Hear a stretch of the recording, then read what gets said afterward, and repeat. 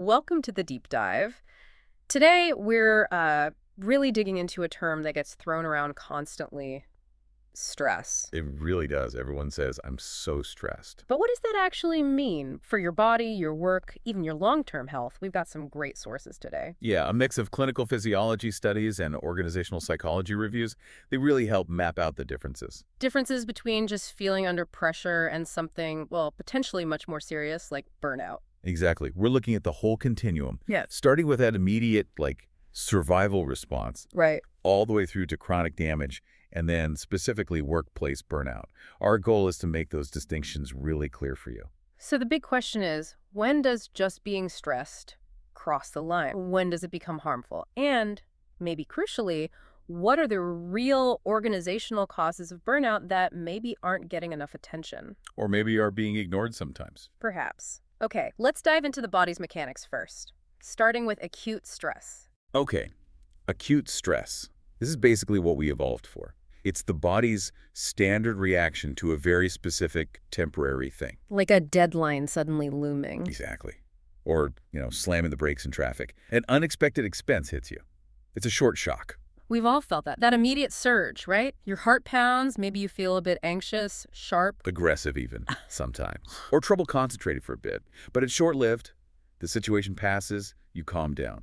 Back to normal. And physiologically, that response is actually helpful. Oh, absolutely. It's adaptive. Its whole purpose is to mobilize your body's resources to deal with the threat and then get back to stability, homeostasis. And there are systems coordinating this. Two main ones work together. Yeah. There's the fast track, the sympathetic adrenomedular axis, Yeah. the SAM axis. SAM axis, that sounds like the instant alarm bell. That's a perfect way to put it. Instant alarm. It triggers the immediate release of epinephrine and norepinephrine. Adrenaline, exactly. So, boom, heart rate up, blood pressure up, blood rushes to your muscles, pure survival mode like you're running from a predator. Okay, that's the sprint, but there's a slower response too. Yes, more sustained. That's the HPA axis, hypothalamic pituitary adrenal. HPA.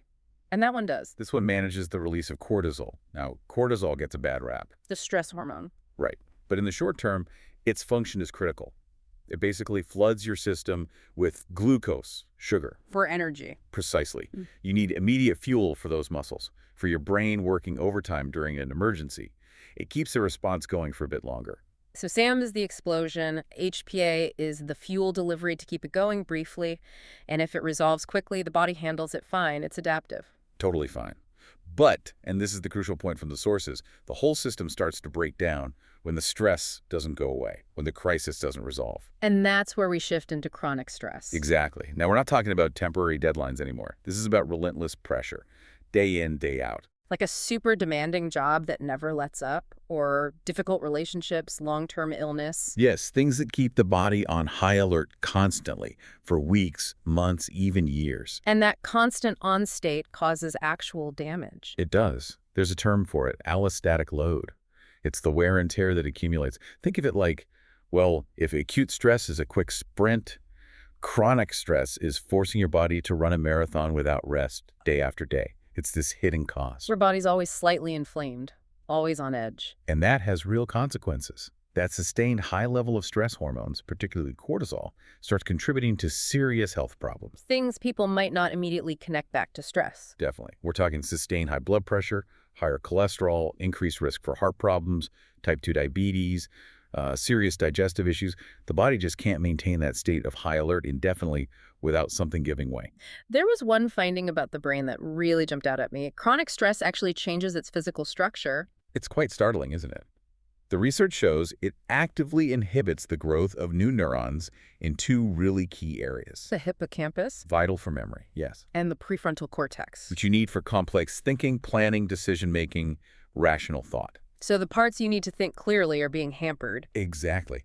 And get this, at the same time, chronic stress causes hypertrophy enlargement of the amygdala, The fear center. the fear and aggression center. So you're degrading your ability to think rationally while beefing up the part of your brain that's screaming danger all the time. Wow. That paints a powerful biological picture of why chronic stress feels so overwhelming and, well, destabilizing. It's a really tough biological reality, and it makes you wonder, how does the modern workplace, which is often the source of this chronic pressure, actually measure this kind of damage? Which brings us neatly to burnout. Right. Because burnout isn't just chronic stress. The literature is very clear on this. It's tied specifically to the job. Intrinsically tied to the job context. A big moment was in 2019 when the World Health Organization, the WHO, formally recognized it. As an occupational phenomenon. Precisely. They defined it as a syndrome resulting from chronic workplace stress that hasn't been successfully managed. Yeah. And importantly, they specified it's not classified as a medical condition itself. That context is key. So if I'm incredibly stressed because, say, a family member is very ill, but I actually still feel engaged and okay at my job, that's not burnout. According to the sources, no. That's chronic stress from life circumstances. Burnout requires that specific workplace origin, that mismatch at work. Okay. And the WHO definition has components. 3 main dimensions. First, and this is usually the primary one people feel, is exhaustion. Just feeling completely drained, emotionally overextended, like you have nothing left to give. Running on empty. Totally. The second is cynicism. This used to be called depersonalization. It's developing a negative, detached, sometimes even hostile attitude towards your work or the people you work with. Pulling back emotionally. Exactly. And the third dimension is inefficacy or reduced professional accomplishment.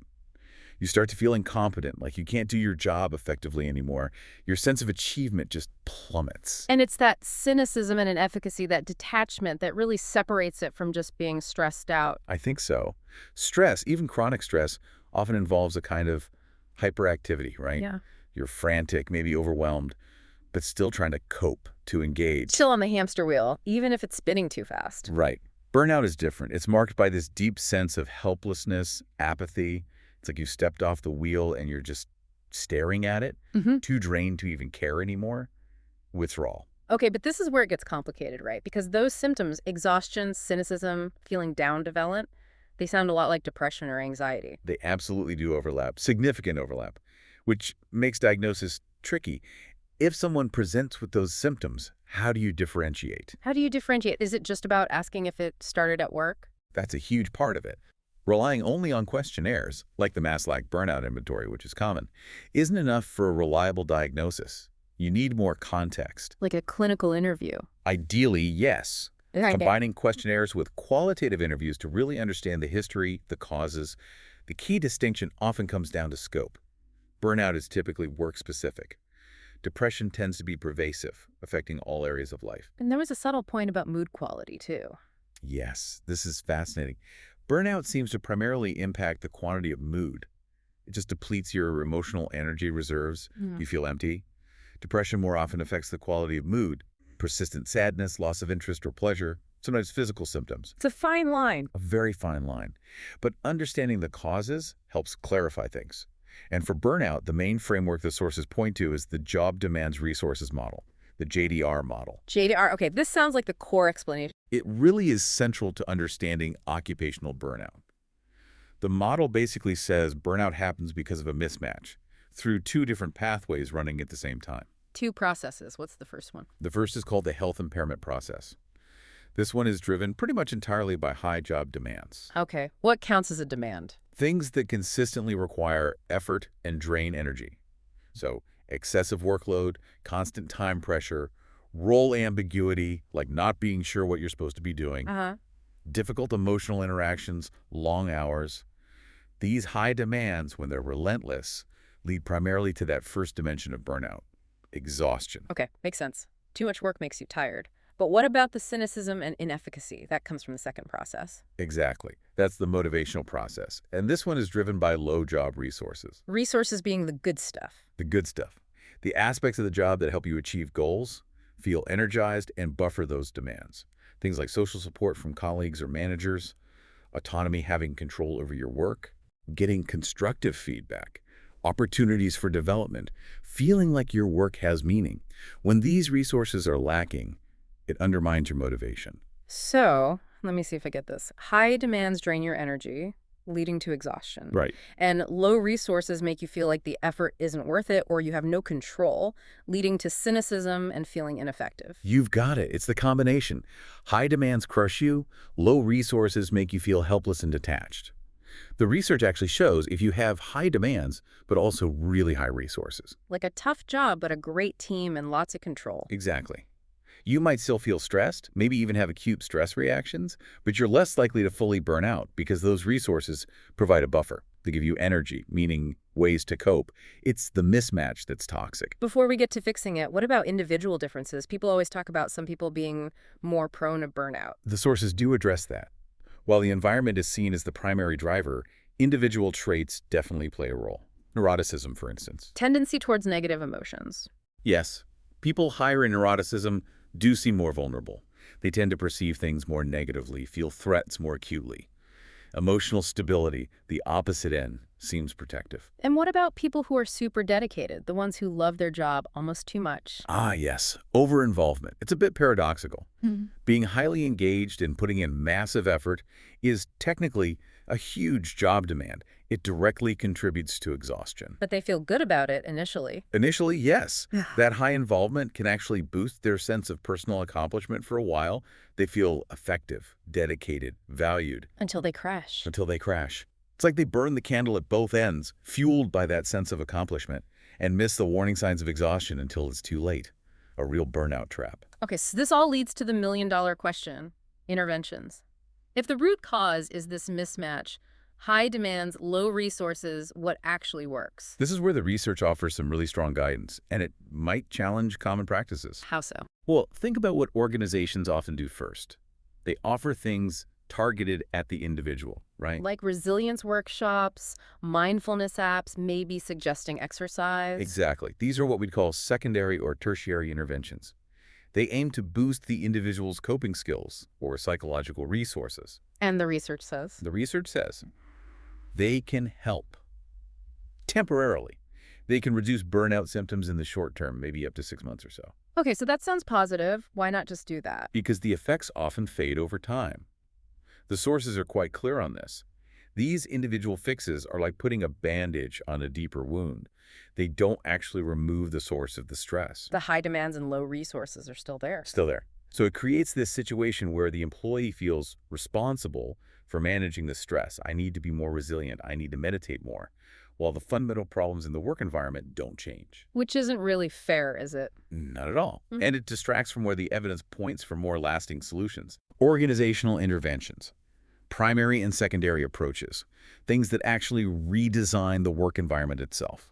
Like what specifically? Reducing excessive workload, implementing duty hour restrictions, clarifying roles, increasing autonomy, improving feedback systems, leadership training for managers. Fixing the job, not just the person. Precisely. And the key finding is that these organizational level changes are associated with a greater reduction in burnout symptoms, and the positive effects tend to last longer than individual approaches. That seems incredibly important, especially the manager piece. You mentioned resources, social support, feedback. Managers control a lot of that. Hugely important. There's research suggesting that bad relationships with direct managers are implicated in up to 75% of voluntary turnover. 75%, that's staggering. It really underscores the impact managers have, training them not just to manage tasks, but to genuinely support well-being, promote fairness, ensure psychological safety. That's a massive lever for preventing burnout. So organizations need to build resilience systemically. Yes. The sources talk about pillars for organizational resilience. Things like promoting self-awareness about workplace stressors, ensuring appropriate autonomy and control, creating structures for rest and recovery, real downtime, not just suggesting it, and fostering a sense of community and belonging. It sounds like the ideal is probably a mix. Fixing the system while also helping individuals cope. That seems to be the most promising path.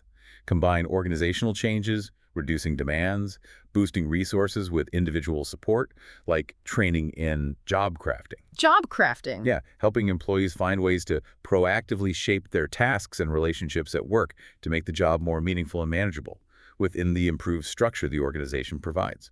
So the organization creates a healthier environment and individuals learn skills to navigate the remaining pressures. Exactly. There was a study mentioned about employees on sick leave for burnout. An intervention focused just on improving communication between the employee and their supervisor during the leave. So targeting the work relationship. Right. It led to a significantly higher return to work rate, 89%, compared to 73% in the control group. Fixing the work context improved recovery. Okay, let's wrap this up. Quick summary. Acute stress is your body's normal, short-term alarm system, adaptive. Chronic stress is that alarm stuck on, causing long-term wear and tear, allostatic load, even changing your brain. And burnout is distinct. It's an occupational phenomenon rooted in the workplace mismatch of high demands and low resources, leading to exhaustion, cynicism, and inefficacy. And critically, the most effective, lasting solutions involve fixing the organizational environment, not just focusing on individual coping. Which brings us to a final thought for you, the listener. Given this strong evidence pointing to job demands and resources, Overwhelmingly pointing that way. how can we shift the conversation? Move it away from blaming individuals for not coping well enough and towards holding organizations accountable for creating healthier systems. What needs to change in your workplace? Maybe start thinking about resilience less as something you have to personally grit your teeth and manufacture alone. And more as a shared responsibility, something the organization needs to actively build and measure. Exactly. A collective organizational responsibility. That's it for this deep dive. We hope this gives you some clarity and maybe some tools for thinking about stress and burnout in your own life.